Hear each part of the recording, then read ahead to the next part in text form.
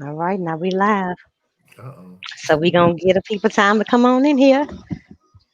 We good to go now. Oh yeah, It's all over but the crying. come on. Let me see if it's it's on my page. So if you want to share it, you can. Okay. It's on both of them.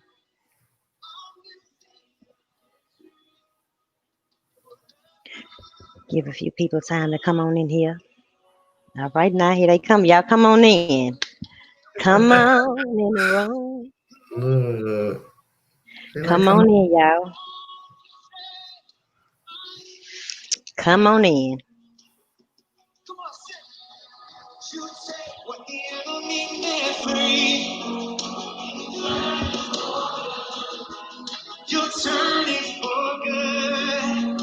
Come on. Come on in, y'all. Hey, I sure thank y'all for coming in. I ain't gonna wait too long to get started because you can go back and watch it. So we ain't gonna prolong the time. Y'all just come on in. Welcome to the Self Love Journey Conversation with Shei Atkins, where we learn how to have a healthy relationship with ourselves. So I thank y'all for tuning in. Make sure y'all share it with somebody. Tonight, I got Mr. Jack Brown talking to us tonight, and I stumbled upon him on YouTube because I'm the type of person I want to know how to do this, how to do that, how to overcome this, what happened when you think this. So I'm just, scrolling YouTube and I came across one of his interviews where he overcame his drug addiction of PCP. And you know that PCP ain't no joke. No drug ain't no joke, really. But I was so interested in this story because a lot of my family members, was bound to drugs. A lot of them lost their lives because of drug addiction. And just to see somebody out here in the trenches helping others, open, I just had to have him on the show. So I reached out to him and he was just kind and he replied back, didn't have to wait a long time. He was down, he was open, and he was open to sharing his story on here. So I just want to thank you for that. And for sharing your story tonight. So we're gonna go on and get into it now, uh let's just kind of go back to, well, let's just tell us a little bit about yourself first, and then we'll get into your journey. um hey man, look, first of all I have to put it out there. I just had hit a milestone. I just turned 50 50 years of age just a few days ago on the 30th of December. And so I'm really grateful to be here. Thank you so much for the opportunity to be on your show as well. Yeah, What do you want to know? Like today, life is awesome. I mean, yeah. I'm a chemical dependency counselor, intern, a peer support specialist, high school dropout with two college degrees now. I have two associate's degrees. I went from homeless to homeowner. Come Um, on, been married like 9 years now. come on, On Lord. the 17th to be 9 years. So my life Yeah, is all, man. let's get into just that drug addiction, because sometimes you can get desensitized to certain things to even allow yourself to experiment with it. So how do you get to that place to where, let me try this here, let me see what this about.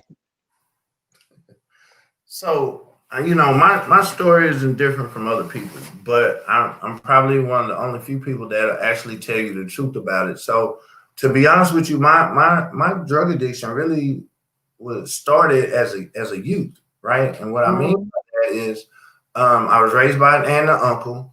Mother and father were both heroin addicts. They were both in prison. Kids can be mean, and so everybody always pointed out that I didn't live with my mom and my father, and things of that nature. And Mhm. so those were like early childhood wounds, and so I was able to suppress that for quite some time, right? And, Mhm. my mom got out of prison, moved back to Shreveport, Louisiana, and had like five more kids. Wow. And she didn't come get me though, right? Yeah. She allowed me to stay with my uncle, and so I never got over that. And then my dad finally got out of prison, and he got out and created a little family like right across the bridge, maybe 10 minutes from me, uh, Mhm. and started raising somebody else's kids, which was my stepsister, right? But Mhm. um, I can remember him saying he's coming to get me, and he would never show up, right? I'd be like Mhm. that little pound puppy, looking in the window, thinking each car was him, and Yeah. so I had to paint that picture because those were early childhood scars, early childhood wounds, right? And Mhm. I didn't know that later on, because of those very things, I was gonna venture out and start trying drugs to self medicate those said feelings, if that makes any sense, Mhm. Yeah, that right? makes sense. So then trying to grow up and fit into various crowds, that's where the marijuana took off. So it was easy. Mm. Okay. Marijuana. Marijuana, oh man. So marijuana was never really my thing, but it got me in the in crowd, right? You know what I mean? Mhm. Yeah. Um, I was really an athlete. I really love like sports, any sport. It just, being raised as a single kid, I like being outside amongst kids, and so I would always try to do whatever it took to be a part of the crowd. You know, what Mm. I mean? Like my first joint came out my aunt's stash. I actually stole it. You know, Uh-oh. just to take it to school and be like, hey, look, this is what I got. You know what I mean? And so, like, oh, yeah. And so, I was Mr. Popular for a day or two, right? And, Mhm. I started stealing liquor from my mom's bar and taking it Wow. to school. And so, but those things, they never really satisfy me, if that makes Mm. any sense. Sports was like my outlet. You know what I Yeah. mean? So my drug addiction really didn't start until I was like 22. That's when like my aunt passed away when I was 18. Mhm. Um, and that tore me up. And then my uncle that raised me passed away when I was 22. And Mm. so I like to tell people that at 22, I came up with a suicide plan. And it Mm-mm. wasn't it wasn't like most people would think like I was gonna sit down and pop a whole bunch of pills, but what I Yeah. decided I was gonna do is I was gonna be a gangbanger and a thug, right? Mm. At 22. At 22. Mm. And I decided that I was going to be a gangbanger and a thug, and I was going to be a drug dealer, and I was going to hurt a lot of people because I was Wow. in pain, and that eventually somebody would hurt me and put me out my misery. Wow. And that's what you wanted. That's what I wanted, because I was Wow. too cowardly to take my own life. You know what I mean? Mm. In the hood, that's not what brothers do, right? You know what I mean? Yeah. And so I had determined that it was going to be bullets and gun smoke, and um, I have the bullet holes to prove it. Oh, Lord. So you have got shot. Yes, ma'am. Yes, ma'am. On two different incidents. The last one was life threatening. In fact, I actually died on the operating table, and I was woke up in ICU, stayed in the hospital like a week, on the respirator and things of that nature. But my addiction was full blown by then. You Wow. know, I was doing PCP every day because PCP was the only thing that would numb those feelings, would numb those emotions, and numb those thoughts. Like um, on the streets, I always crave family, and so the gang gave me a family. Right, Mm. I have a lot of play uncles, a lot of play cousins, and Yeah. all that. And so I thought I had found a sense of purpose and a sense of belonging, but what I found out later as I began to mature is that people didn't respect me, people feared me. Mhm. You know what I mean? Thank you so much. you know, and so from there, I don't know, things just spiraled out of control. Is what So you I'll was say. trying to numb the pain from your aunt and your uncle passing away? That too. So I mean, and that's what I mean. Most people don't understand that um, an addict has problems before they ever take the first drug. And what I mean by that is the emotional scarring that I endured led Oh, up from to childhood too. my Yeah. drug addiction. And so when you can no longer stuff the pain, right? You know what I'm Yeah. saying? It spews up outwardly is what I mean, right? I'll show you what I'm Mm-hmm. saying. Most normal people will go to work, come home, and have a nightcap. They can drink a glass of wine and Yeah. relax and take that edge off. Well, if Yeah. we really be honest about it, that is really just a form of self-medicating to, like, okay, I had a hard day. Let Yeah. me let me unwind. Uh, Well, for me, I take that an extra mile. I mm, take that several extra miles, right? wow. You Yeah. know what I mean? And so a lot of people that are addicts, that's pretty much what happens, you know. If it's like, how do I say it? So the mind, the body, the soul, and the spirit, they are like a bottle. And if we take a bottle or a cup, let's say a cup, and we take a cup and we start pouring emotions and trauma and scars and incidents over the course of life into that cup, eventually what happens is that cup overflows. Mm-hmm. That's addiction. You take all the abandonment issues and you take all the sense of the self-loathing, you know what I'm Yeah. saying, the undeserving, all of that, and you keep pouring it in a cup, and eventually it's gonna flow over. And so to in my mind, it was okay to go ahead and get high to try to put those things back in the box. Yeah. And you say the marijuana wasn't really cutting it, like, that wasn't enough. It's time to take it to another level because I'm still feeling this pain. Right. I'm still feeling the marijuana was just for popularity, for socialism, right? Just to be able to Mm-hmm. socialize with folks. But yeah, I still felt the pain. You know Mm. what I mean? Hmm. So, It's but hard. that PCP, when you first did that, what was that experience like? That first time? Oh man, my very first time on PCP, one, I never knew PCP was a hallucinogen, right? And so Mm-hmm. um I had just heard about people going on bad trips. But I mean, to be honest with you, my first experience with PCP was like almost like an out of body experience. You know what I mean? Mm-hmm. I thought I could see people clearer, and I could think a lot clearer, and I understood what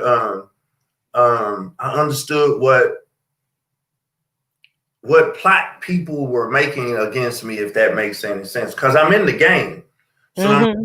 I'm surrounded by evil 24 hours a day, Mm-hmm. right? And so, I'm already thinking people are out to get me, and so the PCP intensified that or enhanced that times three, right? And so, Mm-hmm. under the influence, I thought I could just see through everybody's plan, if that makes Mm. sense. But it didn't make you, act a certain way. It was just kind of like you, you got the game now. Yeah, I'm on to you, even though you might not be expressing it verbally. Each experience was different, is what I'll say. Each use is what I, Mm. you know what I mean. That's why people like it. It's like, um, wow. Can't believe I'm telling this story, but I remember Oh, one time yeah. riding around with my homeboy, and we were getting loaded, and I had did some unsavory things to some folks, and word on the street is that they were looking for me, and so Yeah. we put up on the light at the red light, and I thought I seen them, and I jumped out Yeah. the car and ran down the street Yeah. and hid in the alley. You know what I'm Wow. saying? That's that paranoid feeling. And Yeah. then there was other times where I felt like I was 8 feet tall and bulletproof. Like, um, let me back up. So this is gonna sound horrible for this show, but I have to tell you this. PCP Okay. saved my life. And what I mean by that is when I got shot, um, I didn't go in the shock. I was calm when I made it to the emergency room, and I was Mm-hmm. talking to the physicians, and they couldn't understand how I was so calm because my gunshot wound is like in my chest on the left Wow. hand side, maybe a half a centimeter to your right, and I Mm-hmm. probably wouldn't be here. You know what I mean? And Yeah. so the doctors, they couldn't understand why I was still like calm, cool, and collected. And they were like, "What is he on?" And I'm so Yeah. low. I'm like, I'm on water. What you think I'm Wow. on? Wow. So you say, each experience is different. Nah, and you said that is it ecstasy every time? What do you mean? Like, is it taking you to that place, that numbing place every time, even with the paranoia? PCP takes you to where you want to go, right? So, and what I mean by that is like people don't understand how influential music is. You know, Mhm. if I'm listening to gangster rap and I think I got to go do something to somebody, I just go get some PCP and it numbs my feelings, my conscience rather, not even my feelings, Mm. it numbs my conscience to the point where I can do what I need to do against Wow. anybody at that said time and not have a second thought about it, right? Mm. So I guess what I mean by that is basically it allows you to morph into that personality, whatever personality is needed at that time. Mm. But what about the uncontrollable fears? That's just so most people call that a whack attack or a bad trip, right? You know what I'm saying? Hmm. And that's just really that's really just all those demons that you done put in the cage coming back Yeah. to haunt. You know what I'm saying? Yeah. Yeah. I done numb myself so many times to go do these bad things to people, right? Yeah. And and now, I'm on a different trip where I have a conscience. Uh-oh. And now my conscience is fearful that people is gonna come do something to me. And so there go the paranoia. Wow. If that makes any sense. There's something there. So what is the journey like of coming to that place of saying, you know what, I'm tired of this? Because, like for me, when, I was an alcoholic and my flask was my best friend. And if you try to tell me to get rid of that flask, you getting cussed out. What? No, I ain't letting nothing go. But then I realized that this flask is turning on me. These blackouts, these hangovers. It ain't working for me no more like it used to. And now it's hurting me more than it was. You know what I'm saying? So Right. how do you come to that place where you say, you know what, I'm tired of this. I'm tired of what I'm experiencing from, you know, doing this. So what I'll say is this, God did his thing. He took his time with me. And what I mean by that is like, so my story, it involves not only drug addiction, but it involves incarceration. You know, Hmm. and so the dude that shot me, this was my first visual of what God was preparing me to do. So on the streets, if somebody shoots you, you supposed to shoot them back. You supposed Hmm. to shoot them. Mm. And I didn't. God told me let him make it. Wow. You know what I'm saying?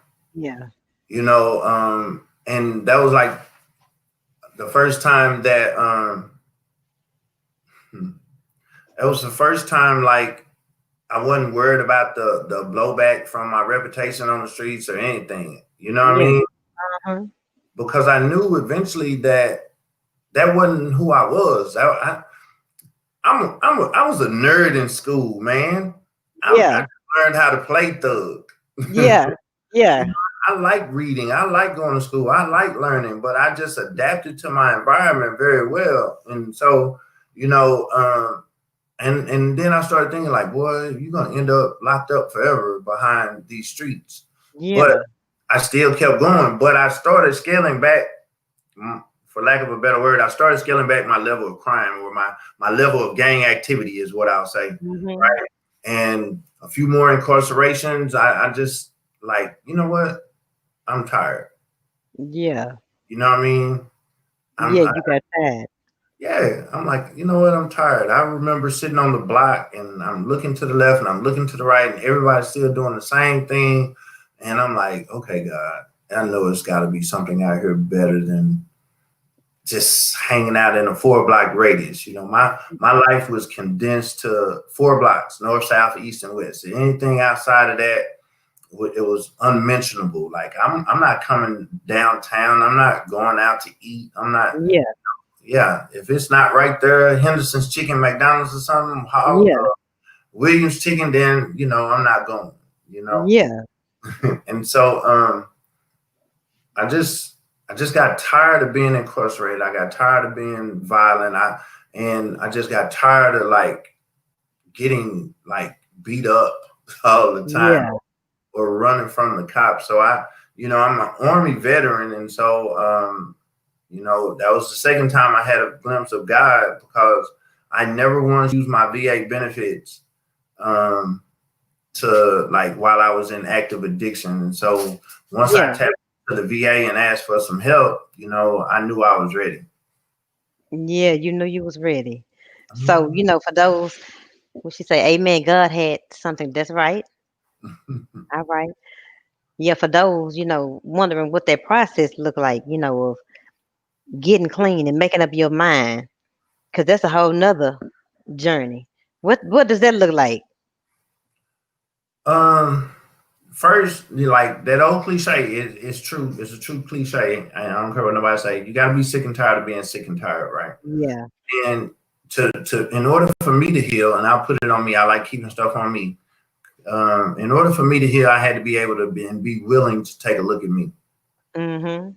You know what I'm saying? I had to be willing to look at like, that inner child in me as a youth that felt those abandonment issues, those low self-esteem, those self-loathing Mm-hmm. issues. Those were like I was gonna have to take a look at that. I was gonna have to deal with that.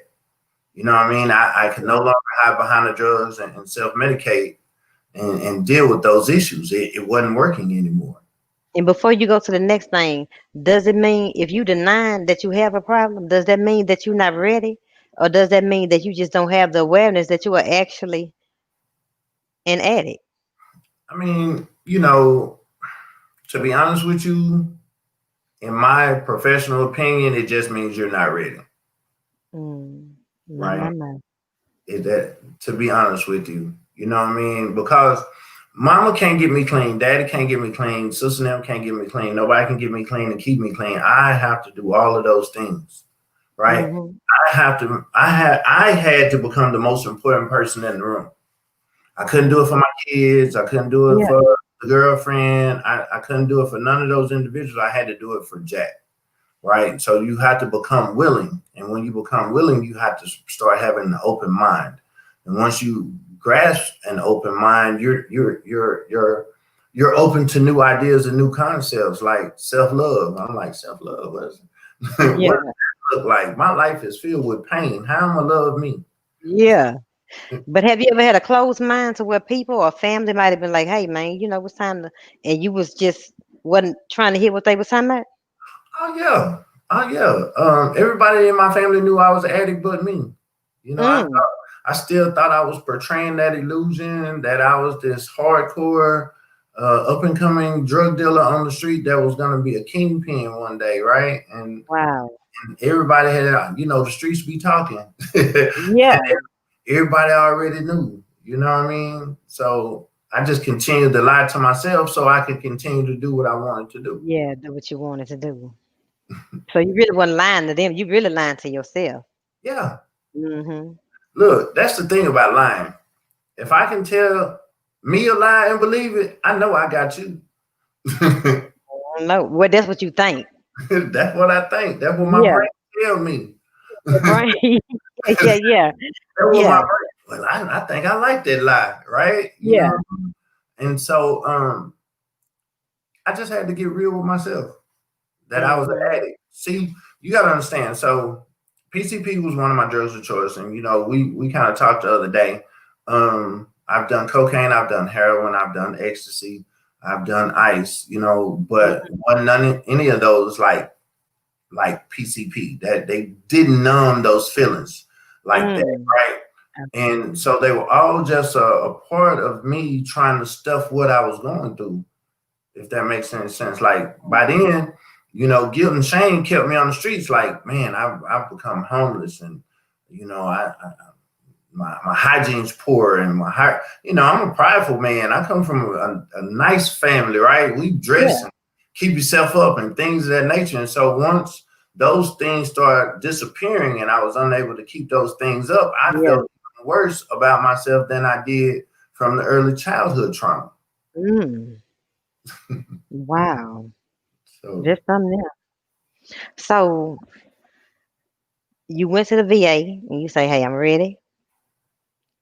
well, I had to do some more road testing. I told them I was ready, and they said, "Well, we're going to send you to Bonham, Texas." And so, one of my many trips on vacation, courtesy of the state, was to Bonham, Texas, right? Mm-hmm. And so, I was like, "Nah, man, I'm not going up there." You know what I mean? And so they said, "Well, why don't you try outpatient?" And so every day I would go up to the VA and I would program for about 6 hours at the VA. We do all kinds of Mm. drug and alcohol classes, codependency classes, co-occurring classes. I mean, you name it, it was a class, right? It was a group. Yeah. And I could always retain the information and anything, but that's the thing about recovery. A lot of people don't understand. You're always going to be provided with, I don't know, this much information. The information does me no good until I start applying what I'm learning, Mm-hmm. right? I can Yeah. read a book from cover to cover, but until I start applying what I read in that book, Yeah. it does me no good. Yeah. It's like buying a brand new hammer and just putting it in the closet. It's just Yeah. a pretty hammer. It does Yeah. me no good. My house falling apart. Yeah. Use that hammer. Yeah. I feel you on that. I think I see a question for you. Uh-oh. Why does the addict get mad when people don't believe the things that they say? Um, because they feel like you're judging them. Okay, so let me try it like this. I forget that my family are the ones that see me at my worst, right? And so Mhm. when I went and got clean, I thought that my family was supposed to just like, okay, yay, brother, we're happy for you, and this, that, and the other. And so when I called my sister, my stepsister, when I called my sister, and I told her I was in treatment, I was trying to get life together and things of that nature, you know what I'm saying? Um, she didn't believe any of that. Mm. And she didn't talk to me for like 9 months after that, right? Mm. And I had to earn her trust. I had to Mhm. earn her respect. The thing about it is, I'd rather for you to believe what I'm saying than you look at me where I need to put my actions where my talk is. I gotta walk the walk instead of just talk the talk, if that makes any sense. Mhm. So that's why people get mad when you don't believe, because I forgot I stole the TV on Thanksgiving 10 Yeah. years ago, but the family didn't, Yeah. right? And so, Yeah.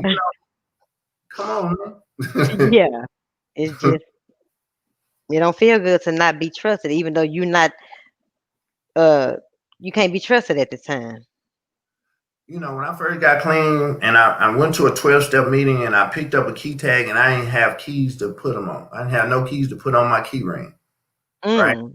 And today I have keys to people's houses and I have keys to people's buildings and things of that nature. But it wasn't because of anything that I said, it's because of the way I walk my life today, the way I interact with people and I do things for people. It's the way I carry myself. So I'm trustworthy again, right? Come on now. It's not like they forgot, but Yeah. you gotta trust me. Just all the good that I do, I still got a group of haters over here. Yeah. Oh, do you know he used to do this and he used to do that? Like Yeah. like my wife one day was at work and don't do drugs, y'all, I promise you. So being under the influence all the time, I come across people today that I don't remember because I was always Wow. loaded. And so Wow. my biggest fear is, did we get into it or do we get along? Yeah. Right. And so one year we had a party for my wife's birthday and one of her coworkers came and she brought her husband. I don't even know this dude. I don't even remember this dude, but this dude know me. Mm.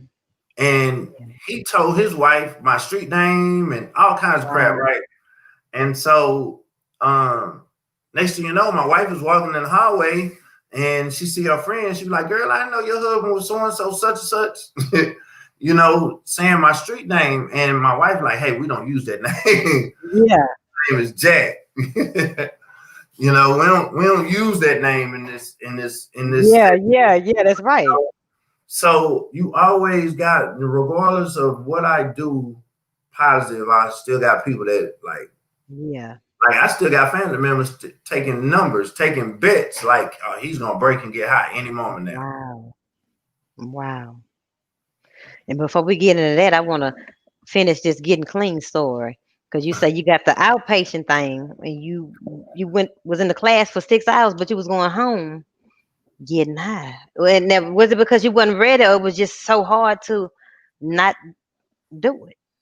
So I mean, it's a number of things. For one, I was living with people that wasn't family. That was a drug house, so it was accessible. Yeah. Um, and two, um,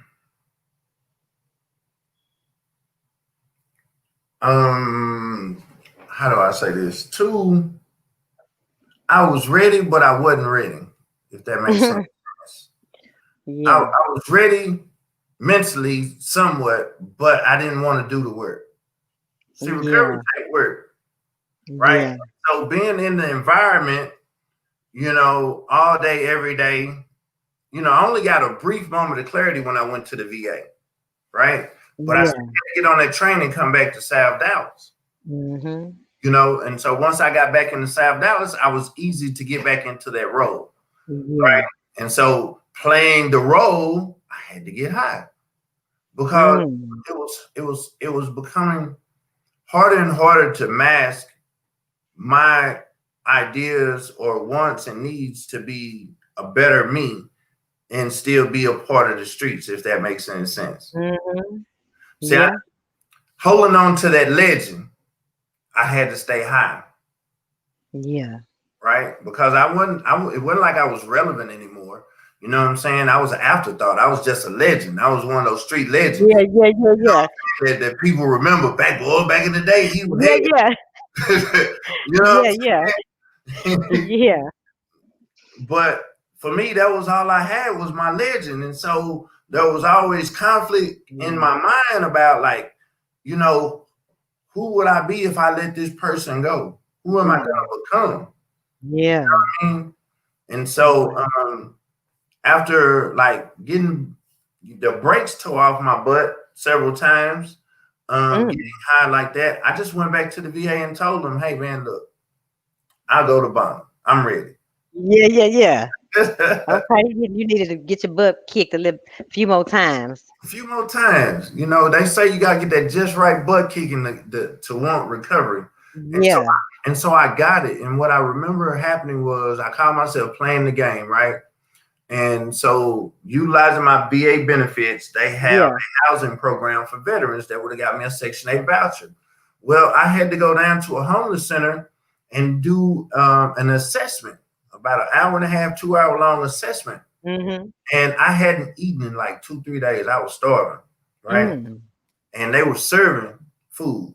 They were serving chicken and rice. I'll never forget it, right? Mm-hmm. Now my pride said, don't go get in that soup line, Yeah. right? I'm not none of them. Yeah. But Yeah. Yeah. I'm hungry. But my stomach said, boy, you better go get in that line. Yeah. And so I swallowed my pride and I went and got in that line. And that was like I'm still looking for the recipe. That was the best chicken and rice I ever Yeah. had. Yeah. Yeah. You hear me?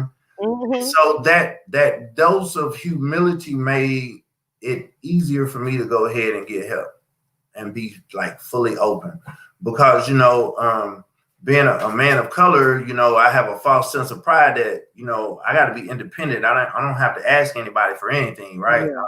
No, that's not what men do. But being a child of God, I learned that God places people in your life today that's there to help you to the next point of your Yeah. journey. Wow. You know what I mean? Yeah.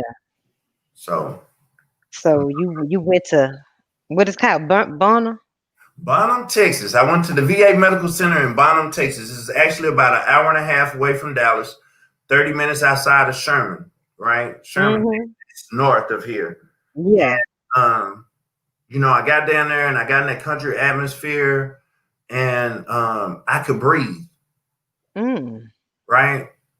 Because I no longer had to pretend. Yeah.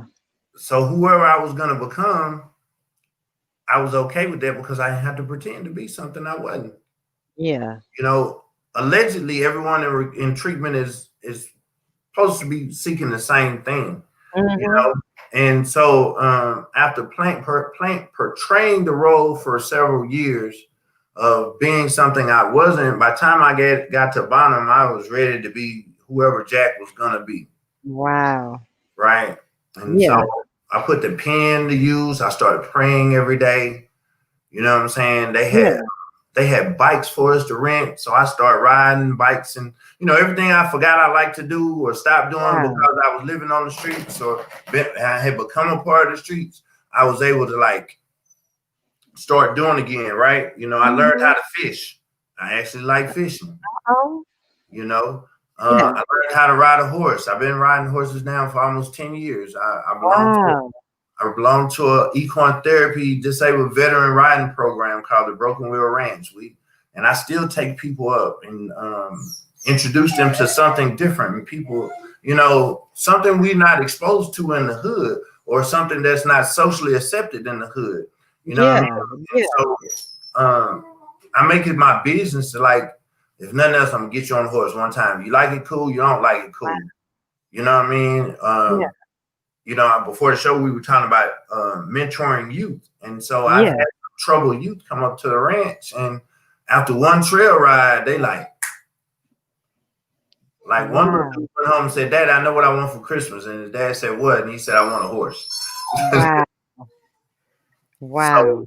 Bonham, that slower pace in Bonham, The dog was trying to get in there. right? I'm sorry. That's all right. I understand. So that slower pace in Bonham allowed me to clear my head, ask the hard questions like, who am I? Mm. You know what I'm saying? Yeah. And once I said I don't know, it was back to the basics for me. Like what foods do I like? What's my favorite color? Because for years I had been programmed to think a certain way. And so Mm-hmm. I had to unlearn everything that I had been programmed or learned over a period of time, if that makes any sense, to get Yeah. to who Jack is. So Jack likes poetry. Jack's like outdoor activities. Yeah. Um, Jack's like traveling. Come Uh, on now. I like camping. You know what I'm saying? Come on now. Just simple things. I get to know what I like, and then the good part about it is I don't care if you like it or not. Come on now. I'm okay with Jack. If Come that's, on. you know what I mean? Yeah. And so that's the recovery journey. Recovery is about learning to be okay in your own skin. Mm. You know what I mean? Yeah. I had to come, Bonham introduced me to my mental health diagnosis. So I have anxiety and depression. Mm. So me being the nerd and the bookworm that I am, I started learning more about anxiety and depression and how it affects the body physically, right? Yeah. Yeah. So we always when we hear mental health, we think schizophrenia and bipolar and major depressive disorder, all the major things, right? But Mm-hmm. anxiety causes elevated heart rates, elevated blood pressures, things that Yeah. nature, all those things that could possibly cause a stroke. Yeah. You know what I mean? Yeah. So if you don't have anxiety can like be so fearful it'll paralyze you from doing anything, from like moving forward. Like when I first moved back from Bonham to Dallas, I couldn't do big crowds. I like Walmart. Oh man, it was like an act of God to go into Walmart. Really? Yeah, because it was Bonham was like witness protection, right? It was so Mm-hmm. slow, and then I get back here, and everybody, they rocking afros and big tattoos and cussing folks out. And I'm not like, oh, I ain't seen this in a minute, right? Yeah. And so the fear was more or less like, how was I going to react to that? Was I going to continue to be this new and improved Jack, or was I going Yeah. to fall back into old ways? Yeah. I don't know. Hmm. I see a question for you. Uh-oh. Is it necessary for someone to move away from the same environment to be successful? My experience says yes. Someone else may disagree, right? Mm. But that slower paced environment made it possible for me to think, right? I'll Mhm. give you an example what I mean. So going back to the housing voucher, right? Um, the VA also has a compensated work therapy program where you can actually get a little part-time job at the VA. And so when I originally went in treatment, my goal was to get clean enough and for long enough for me to get my voucher and get me a job at the VA. And then about 9 months into treatment, it hit me like, Jack, if you go out to these walls and you get high, you're going to lose your voucher and that job. You're not going Mm. to be able to keep them because addiction doesn't allow you to keep those said things. That's right. You see what I'm saying? So getting like when I got my voucher and I was gonna move back home, being a convicted felon, it was hard finding decent housing. But I already knew I couldn't live in the hood. Yeah. You I know you. I know me. Yeah, self-awareness. No, North Dallas, South Dallas, East Dallas. If they got a ghetto in Plano, I'm at it. You hear me? I'm gonna find it, right? Yeah, wow. And so, um, even when me and my wife first started dating, and she says it all the time. When we first started dating, she lived out in Duncanville, and it was quiet and big backyard, privacy fence. And I Mhm. sit back in the backyard for hours, and she was looking at me like, "This is it." And I'm like, "Boy, you don't know about this piece right here. You know what I'm Yeah, saying? yeah. This whole rat race going on right on the other side of this fence around us, right? And you get an opportunity to come home and be at peace. And so now we fight for the church in the backyard at home Yeah, yeah. I after know. work. Yeah. So Wow. yes, removal from that said environment, I think, is a key component to anybody's recovery. It takes a very, very, I'm not him. It takes a very, Yeah, very strong individual. I'm not him. yeah, to be yeah, able to get clean in the belly of the beast and maintain yeah. the recovery. I'm not him. I had to go to the country. Wow. Even with the everything you learned there, it still will be fooling yourself going back. Oh yeah, I still go to the country just to remind myself where it all started. I don't Yeah, I don't have to go to the hood to go see what they're doing because I know what they're doing because I did yeah, it for 20 plus years every day. yeah, yeah, They still doing the same thing.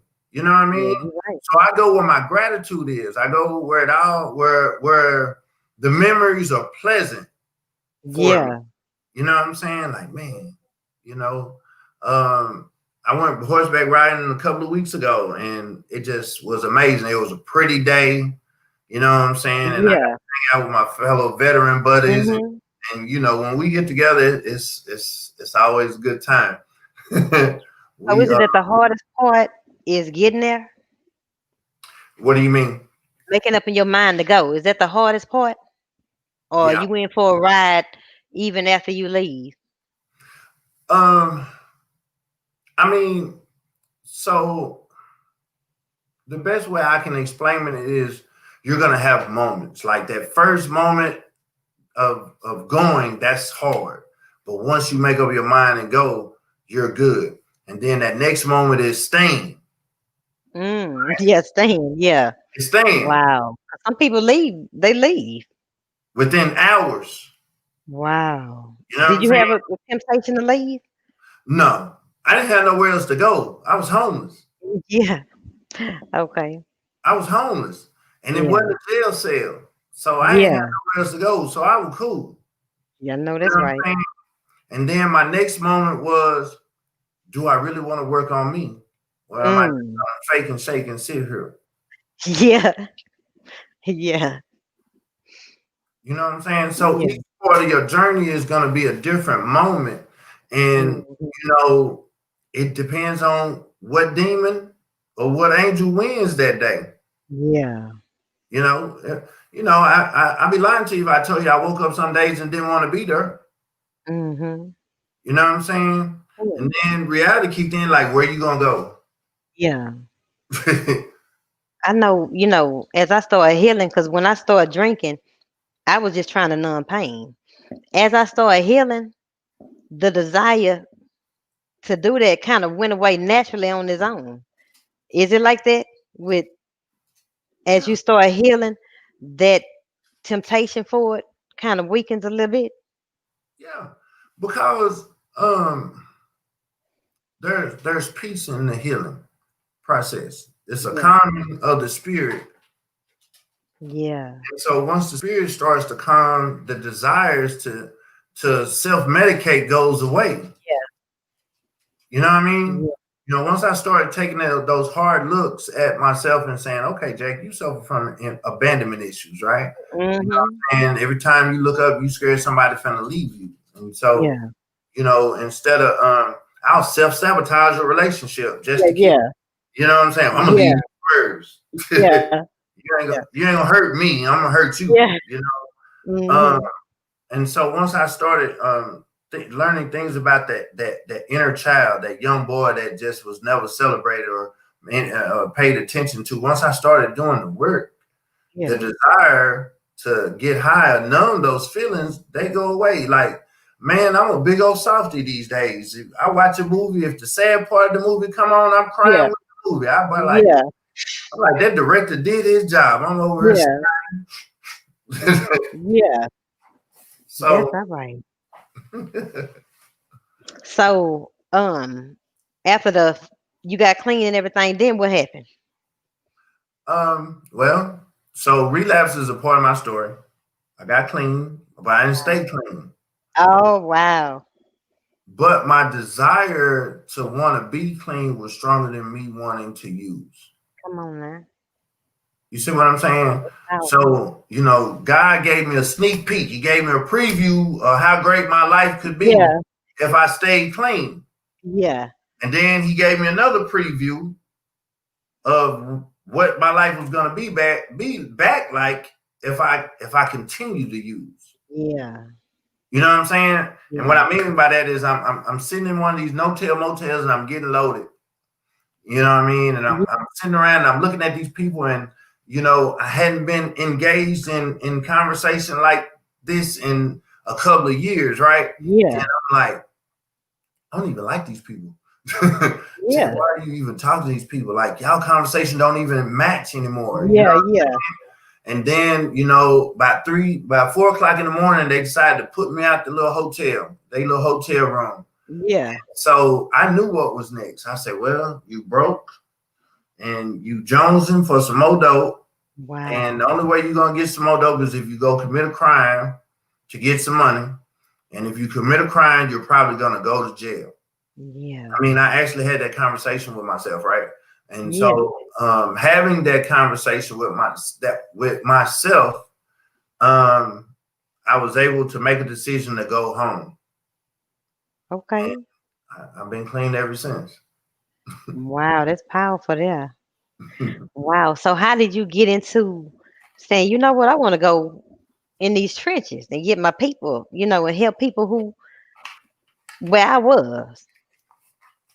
Well, I started working at a treatment facility, and one of my coworkers, he seen how I interacted with the clients, and he was like, "Jack, you'd be awesome as a prison report." He said, Mm-hmm. I see the passion." I was like, "Yeah, man." My mentor from the VA. Let me back up. I'm sorry. My mentor from the VA, Miss Jackson. I showed Mm-hmm. up on her doorstep, borderline hypothermia. Told her I was sleeping in a car. She got up from the desk, told me to stay. Went to the ATM, came back and gave me $60 of her own money and told me Mm-hmm. to go get out the cold. And then she turned around and she gave me a stack of DART bus passes and told me to come up to the VA every day. And she got me, right, until I got to Bonham. And so I did that. And she provided me with books and model cars and just all kinds of stuff. You know what I mean? Yeah. She invested in me. She breathed life back into me, Wow. right? And so after I, got the treatment, I started getting things together. I was like, Miss Jackson, I don't know how I'm gonna ever pay you. And she was like, all you gotta do is pay it forward. Come on now. She said, help somebody else. Come And on. that resonated in my spirit. I Come on mean, now. to where it was so deep in my spirit to where Yeah. that's what I wanted to do, because I felt like I have to do this to repay this woman for all this unconditional love she showed to a perfect stranger. Wow. You know what I That's mean? powerful. She Uh, actually texted me the other day and told me that she was very proud of me. how that made you feel? It makes me feel good. That's all right. Come on, Lord. I see another question for you. Uh-oh. Is everyone numb in pain with their vice? I'm not judging. This is personal. I'm trying to understand. All right. Trying to feel you on that. That's what he here uh, for. I mean, in my personal opinion, is what I'll say. Let me lead with that. I would say yes, right? Because um, I don't know what you've been through. You don't know what I've been through. We don't know what each person is enduring in everyday life. You know what I'm saying? If you don't think some numbing of the pain is going on from 2020, Yeah. you crazy. Yeah. You know what I'm saying? Hmm. 2022, everybody for a loop, and it's still going. Yeah. You Just the know, stress alone. Yeah. they made liquor stores essential. Yeah. What does that Wow. tell you? Yeah. You know what I mean? Because you sometimes everybody has different coping mechanisms. Hmm. For a lot of us, like some people are overeaters. Yeah. That's a vice. Yeah. You know what I'm saying?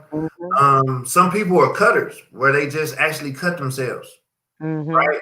And they feel like when they cut themselves, they're releasing their pain. Mm. You got undereaters. You know what I'm saying? Some people are workaholics. They just work, work, work, work, work. You know what I'm Hmm. saying?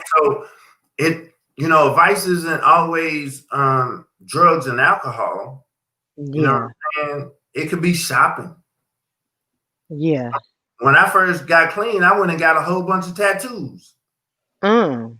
I lied. And then I ran out of room for tattoos and I started getting piercings. Wow. That Was that a part of it? was a part of that was my new vice. Yeah. Yeah. Your new vice. Yeah. That was my new vice. Like, Yeah. I could get some tattoos and still portray that image. I don't have to be that image, but I can Hmm. still portray that image, right? Hmm. And so my roommate was a tattoo artist, and so we went half on a gun and a tattoo gun. Let me say Yeah. it. Yeah. Yeah. Yeah. I don't want nobody saying we bought a gun. Yeah. Yeah. We bought a tattoo gun, and Yeah. um, and we just, and we just started like I started like finding patterns, and we started putting tattoos together. And people were like, "Hey, Jack, why are you so interested in tattoos?" And I was like, "My tattoos tell my story. Mm. They tell you where I've been. They tell you where I've come from, right? Mm. You know what I mean? And now my tattoos tell you where I'm going. You know what I Yeah. mean? So it was a newfound way of self-expressing Mm. myself without having to go out on the streets, if that makes any sense. Yeah. So So I we hope I all, go yeah, ahead. I hope I we all answered have the different question. vices. We just numbing in different ways, but in your opinion, yeah, they numbing. Right, Yeah. right. Yeah. Like one day I'm gonna be that old guy that's riding around in the old clean car, and all I do is wipe on it all day in the driveway. I barely even drive it. That's a Mm. vice. Yeah. Because Mm. when he's looking at that car, when he's wiping on that car, he's numbing whatever he's thinking. He's not even thinking about whatever he was feeling because Mm-hmm. he's distracted by that car, if that makes sense. Mm. I hear you. So, for the ones watching, Uh-oh. that what would you tell them? They say, I'm struggling. I can't shake this thing. I tried, but it's now starting to come between, my relationships. It's starting to show up on the job now. Like, what would you tell them to just go on, shake it, be able to shake it? First thing I would say, if I can do it, you can do it. Right? Mhm. That's the hit. Yeah. 5 felony convictions, 88 arrests. Right? Wow. You know what I mean? Multiple Wow. drugs up under my belt. So if I can, homelessness. So if I can do it, you can do it. That's the first thing I would say. And the second thing I would say is apply 5% of the energy that you use to go get the drugs to your recovery. And what I mean by that is there was times where I didn't have no money and no dope, but I made a way. You know what I'm saying? Yeah. I made a way. I made it happen. Well, Yeah. I have to take that same laser-like focus and use it in my recovery. Like flip the coin. My mama passed away about 3 years ago. Mhm. That was my ace. Yeah. I was hurt. But what I Yeah. told myself was, I'm not gonna get high behind it. Wow. I'm just That's gonna, how. I'm gonna allow myself to feel those feelings. Wow. You know what I'm saying? Feelings Yeah. are just that. They are feelings. They will pass. They uncomfortable. Now I ain't say they were all pleasant. They were Yeah. uncomfortable. They will take you to some places where you be bent over holding your stomach. Yeah. You know what I'm saying? The fetal Mhm. position is what it's often called, right? Yeah. But it'll surpass if you let it. But the first time I put some dope on it, I didn't start the whole cycle over again. Yeah. Because a lot of people get clean and don't stay clean and they relapse and guilt and shame keeps them out on the street. Uh-oh. Here we Saying, go. uh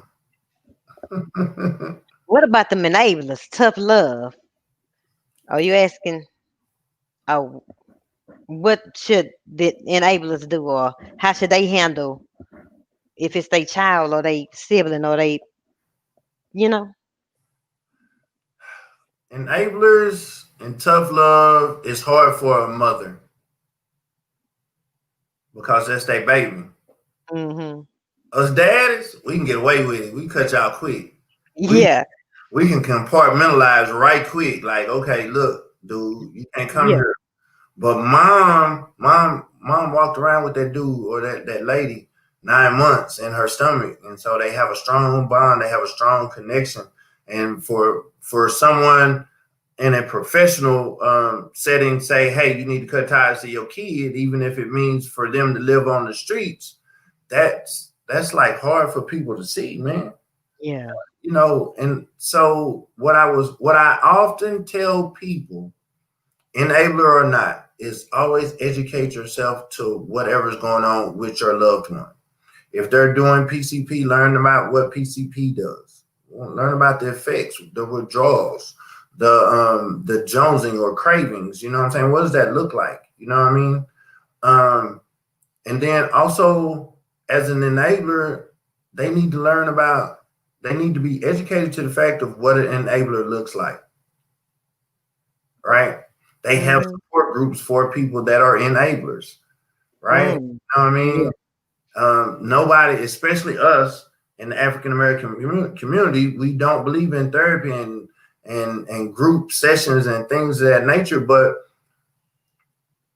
when I wanted to learn how to be a thug, I went and hung out with the thugs. When I wanted to learn how to be a drug addict, I hung out with the drug addicts. When I wanted to learn how to stay clean, I had to start hanging out with people that were clean. Come on now. Right? So Yeah. if I want to learn how to not enable my child, I need to go to someone that has been through what I'm going through. Mhm. You see what I'm saying? I can't go get marital advice from a single man. he don't Yeah. have, he don't have that experience. Mhm. You see what I'm saying? Yeah. So go educate yourself. Go, just find one person and just give them a chance. Like parents or family members or loved ones have to be open-minded to the recovery process as well, because you're affected by the individual's addiction, That's right? right. You're Mhm. affected as well. You need some help too. You need some recovery. It ain't Yeah. all. See, it's easy for me to say I need him to go get clean and stay clean, but I gotta remember when they stole the money out of my purse. I gotta remember when they stole the car. I gotta remember when They lied to me and had me come pick them up and pay the dope man. I mean, I had to Yeah. all of those things. Well, where have I taken the time to heal from those things? Wow. You know what I mean? So Yeah. I have to learn like my loved one is learning. I got to learn how to recover. Recovery is a beautiful thing, but recovery is all inclusive. Everybody got to recover. Mama, sister, cousin, everybody. You telling the truth right there. But why is it so important to learn about, what they taking and um, you know, the withdrawals, whatever, if you're gonna give them tough love anyway. Well, I mean, one, you need to be educated because I'll put it on me. When I was at the point where I was jonesing and I wanted to get high and I ain't had no money, and then the people that I thought that loved me wouldn't give me any money because they didn't want to see me continue to hurt myself, I talked really, really bad to them. Mm. I called them everything except a child of God. Wow. You know what I'm saying? Mhm. So I need my family member to know that that wasn't me talking, even though it was my voice. Yeah, yeah, yeah, yeah. It was the dope. It was me jonesing. Mm. You see what I'm saying? That was me craving. That was me wanting, obsessing, and compulsing about getting high. That wasn't who I really was. That was just that individual that's addicted to that drug at the time. I don't know if that makes sense. Yeah. That was the addiction talking. That wasn't Yeah, my that child. That was was the yeah. addiction talking. That wasn't me. Yeah. You know what I mean? You And it's know, important to understand that. they need it. And so if they don't know that there's a such thing as a craving or jonesing or obsessing and compulsing for a drug, they think that person is just saying a whole bunch of hurtful things that you like, hey, I'm trying to love on you and be supportive of you. Yeah. And you just called me out my name. You know what I'm saying? How Yeah. dare you? Yeah. Wow. That's something there. Any more questions, y'all? And what else does it look like? When you having withdrawals or Jones and whatever, what does that look like? Is it different for different drugs or it's kind of Each drug is different. Heroin or opioids are the most physically addicting drugs. So there's nausea, diarrhea, vomiting, muscle cramps, spasms, things of that nature. You know what I'm saying? Alcohol, pretty much the same things. They just call them the DTs and the muscle spasms. You know what I mean? But the cold sweats, things of that nature, the chills. Each drug mm, has its own identifying withdrawal symptom. You know mm, what I'm saying? So that's why I say it's important to know what the individual is using, right? mm, So you can tell, like, um, let's say an individual has been dabbling around with um, alcohol and hydrocodones, right? Both that's the a pill. Yeah, hydrocodone. Mm, It's a pain pill, one of the most popular pills around right now, but it has codeine in it, right? And mm-hmm, so once an individual takes codeine for so long, to go without it, you start having nausea and muscle spasms. So mm, what if this person started like saying, "Ooh, I'm cramping all the time. My legs cramping." You know what I mean? Or they're, "Oh, I'm nauseous right now." You know what I mean? Well, mm-hmm. if I hear that, I'll be like, "Hey, man, you you've been dabbling with them pain pills, ain't you?" Yeah, yeah. They be like, "Yeah, I started about a month ago. My doctor prescribed me." You know what I'm saying? Because nobody actually thinks a prescription drug that's given to you by a doctor is addicting. Those are the Wow. hardest people to convince that they have a problem. Yeah, because it came from the doctor. Because it came from the doctor. Wow. Alcohol is sold on every stove. Yeah, you're I ain't, right. I ain't no alcoholic. Yeah, you're right. Feelings past, uncomfortable. Yeah, this too shall pass.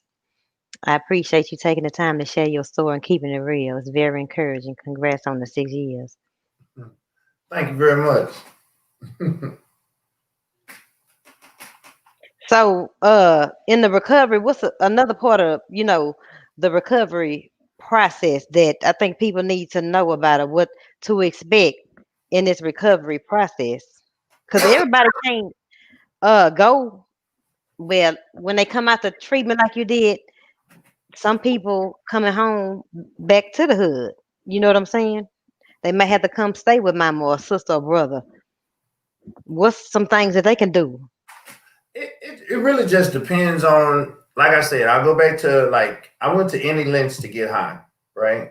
You know what I mean? I have to go to any lengths to like stay clean. Yeah, And, that's good. and what I mean by that is, like, I love mama and them, I love sister and them, but mama and them still drink. Yeah. And everybody come over mama and them house on the weekend. So me living at mama house might not be a good idea. Yeah.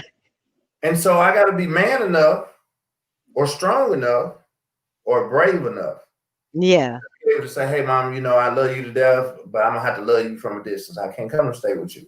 Mhm. See, once we get clean and families start coming back around, you know what I'm saying? Yeah. It's like, all is forgiven and people, and so now I feel like I fit in. Well, Yeah. I already got like 1,800 multiple personalities going on, and so I'm just pretending. That ain't where Yeah. I need to be. I know Yeah. it. But the hardest thing for me to do is when I started, me and my sister, we used to hang out and do dirt together, right? Is what I'll say. Mhm. Yeah. And so one day, me and my sister, we were doing some dirt, and I just didn't feel comfortable with it, right? Okay. And so I went and told my sister, I was like, hey man, I need to talk to you. Hardest conversation I ever had. I was like, Wow. I said, I ain't hurting for no money. I said, I'm working every day and I'm going to school. I was like, I can't do this no more. I ain't All cool. right. You know what I'm saying? Yeah. Where I thought she was going to be some blowback, she was like, okay, brother, I'm proud of you. That's good. I ain't going to hold it Yeah. against you. If you want to do better, then I'm going to support you. You know what I'm saying? That's But it all good. started with me having the courage to have that conversation. See, Yeah. we sometimes we get so caught up in being socially accepted by everybody that we forget that that's not. I just removed my safety net. I'm 10 stories up in the air with no Yeah. safety net. No, Yeah. let me get back over Come on now. here. Tell us about your nonprofit organization. And y'all, it's the website going down at the bottom if y'all want to donate and help him, continue this work he doing out here. Y'all go to that website. But tell us about, the organization and what y'all do. So, I've been fortunate enough and blessed enough to start my own organization, even while I was working in the field, and call it Peer to Peer Whole Wellness, right? And so, what does that look like? That looks like um, I get to help individuals coming home from a mental health hospital or some type of institution. They're co-occurring, which means they have dual diagnosis. Either they suffer from some mental health diagnosis and substance use disorders. And so we do peer support, we do substance use counseling, Come on. provide mental health therapy, psych sessions, things of that Come nature. on now. And we provide psychosocial rehab, which is basically teaching someone a life skill, right? Yeah. After living on the streets for a minute, sometimes you have to teach a person how to take care of their hygiene or how to make up a bed, some of the simple things, some of the things we take for granted. And so my Yeah. organization has been blessed enough to be able to provide those said services. And so one of the things I like to do is I like to have the clients go out in the community and give back, right? And see what the actual community looks like. And so my wife and I, we started a feeding program called Feeding the Forgotten. Come on. We do it every second Saturday of the month. And so we go down to the homeless community down by the bridge and we pass out hygiene items, things like towels, razors, toothbrush, toothpaste, deodorants. Come Uh, on. because it's been cold, we've been doing socks. And then due to some funding restraints, we provide them with a semi-hot meal, and which is a hot dog and like some water and some protein bars, things of that nature. But here lately, we've been able to provide sleeping bags. We've been able to provide clothing, things of that nature. And so, yeah, that's just us in a nutshell. That's a blessing right there. And ain't no looking back, no temptation to go back. You going forward now. No, I get to sit down and I talk to those people down there. I let them know Yeah. I'm one of you. I'm you. Yeah. I'm just on the other side of the fence. Come on. You know what I'm saying? Yeah. And so we have conversations like this one guy, he's like looks for me every Saturday and Yeah. he helps us like get the lines in order and he helps us pass out merchandise. And that Come makes him on. feel a part of. Yeah. You see what I'm saying? And so Uh-huh. hopefully one day that'll be it'll plant that seed well enough to where he'll wanna like, okay, let me go and make that transition. Yeah. You So know what I yeah. mean? Okay. So if somebody like, do they have to live where you live, or come to you, or to get those counseling sessions and stuff like that? Look, they say when you coming to Houston, you got to come on, get Look, out here now, bring it around now. look, I know folks in Houston. Yeah, come on out So here. just email me, message me on my website, email Hmm. me. I'm on Facebook, Peer to Peer Whole Wellness. Yeah, I'm on Instagram, same thing. You provided all those links. Just message me and we'll make it happen. I have been blessed with an overly amount of resources. So wherever you are, come I on, probably know somebody. And then I'm the type of person, if I don't know, I'll find somebody. Because come on now. I love social media. I'll put it in a group like, hey man, I Yeah, need family therapy session for an individual in Houston, right here, right now. And we'll make wow, it happen. that's a You beautiful gotta be with thing. her. You gotta don't Yeah, make me do all the work and you don't do nothing. yeah. Y'all hear that? Y'all hit him up if y'all looking to get some counseling and get some of his wisdom. Get some. Is it mentor? Is it like your mentor? Yeah, it's like a mentor because what happens is with peer support, in order to be a peer support, you have to have lived experience. Basically, you've been where this person's been and gone through what they're going through, and then you just live a more recovery oriented lifestyle, right? But Mm-hmm. it's different than going into a psych doctor's office and seeing all these placards on the wall and these degrees and certain Yeah, time. You just see me, an average yeah. Joe. You know what I mean? I've done forensic peer support, which means I've been able to go into the jails and talk to individuals, and they come out of jail and be like, "Hey, Jack, I want to be like you," and I'm like, "Okay, this is what I done. This is the formula. This is how Come you on. get where it is." You know what I mean? You got to Yeah, try some of the simple things, and it's a numbers game, but I've had more people fall off than stay on. But when you get those few that do stay on, yeah, you get the warm fuzzies, if that makes any sense, yeah. right? I can So imagine. I done my part. You know what I mean? You get to Yeah, see this person grow in their recovery. yeah. That's So what's up. So y'all hit him up, and y'all have any questions? Gonna leave them in, and if not, we just gonna get on up out of here. But y'all make sure y'all support and donate and help keep this mission going. And I just pray that God just keep on taking you higher and higher and opening more doors and more blessings upon blessings, and just let you shine this year like never before. well, the year's off to a good start. You called me for this interview, and so Yeah, I was praying on it, and I was like, okay, God, this is a good sign. yeah. I'd already claimed 2021 was going to be the year, but you like sent me confirmation. So thank you Come for the on. opportunity, and thank you for having me on your show. And thank you for coming, because it's time. People need what you got. So y'all share this with people need it, because in order to change your life, you got to be willing to put in the work. And this is somebody who put in the work, and that he out here changing lives. So it's possible. And I wanted y'all to see somebody that overcame even after 20 years of that thing had you like this here. You were trying to shake it, but you got on about that thing. So yeah, it's possible, y'all. No matter how long you've been doing what you do, it's possible, and you can overcome. So y'all hit him up. Thank you so much. She said you've been a blessing. Yay. No, she ain't say nothing. All right, y'all. We finna get on up out of here. But I sure thank you once again. No problem. God bless you. God bless you as well. All right now. Thanks. Bye, y'all. I'll let y'all later.